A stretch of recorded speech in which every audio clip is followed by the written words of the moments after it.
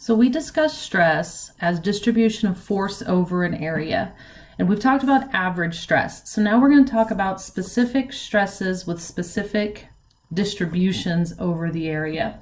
The first one is axial normal stress, and to introduce axial normal stress, we need to talk about St. Venant's principle.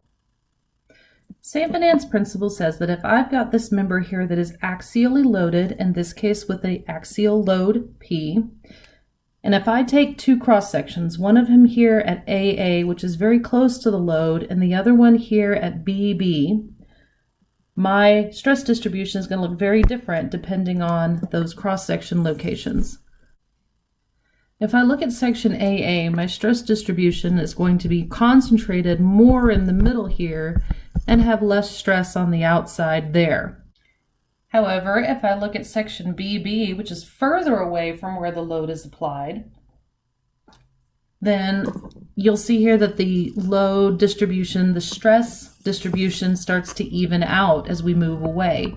How far is that? It's about the largest dimension. So if my largest dimension here is the width, then this location down here to B needs to be greater than or equal to that width for that load to start evening out.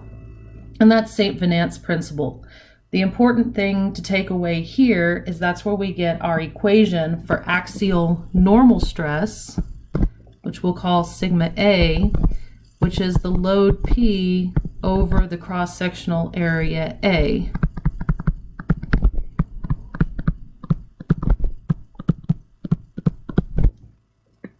So looking at our little solids flow chart of life here, we've talked about stress, the distribution of force over an area, and we've talked about average normal stress, and now we've introduced axial normal stress. And many of you are looking at this going, great, they're the exact same equation with different subscripts. Yes and no. So let's talk about the difference between average normal stress and axial normal stress. If I have a member here that is axially loaded with P, and I've got two cross sections, vertical cross section AA and a sloped cross section BB.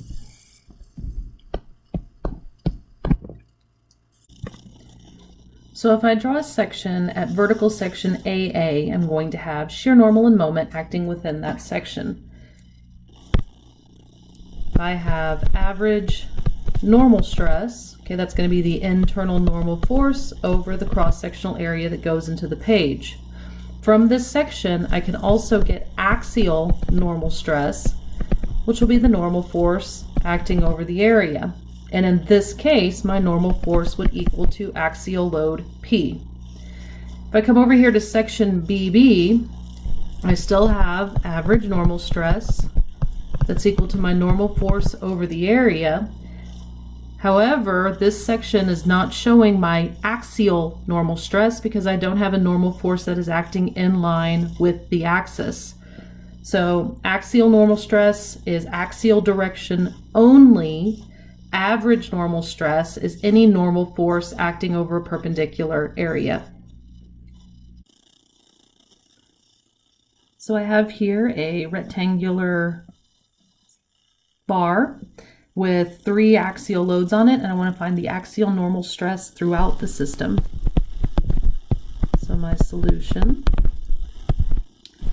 is the axial normal stress is equal to the axial normal force over the cross-sectional area. I'm going to use a axial force diagram.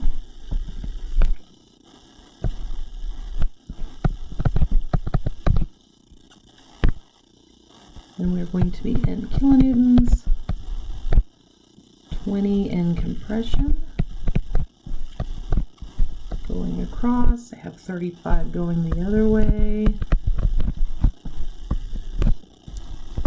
And then I have 15 coming back down to 0.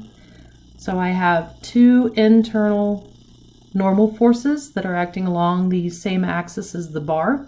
So I will have 2 axial normal stresses. So the first one, and let's just call that segment 1, is equal to negative 20 kilonewtons because it's in compression over that cross-sectional area 100 millimeters by 20 millimeters, because we want the area that is perpendicular to the force. This will give me 10 megapascals of normal axial stress, which is 10 to the 6th power pascals in compression. And then my second area, sigma A2, is equal to a positive 15 kilonewtons divided by 100 millimeters by 20 millimeters.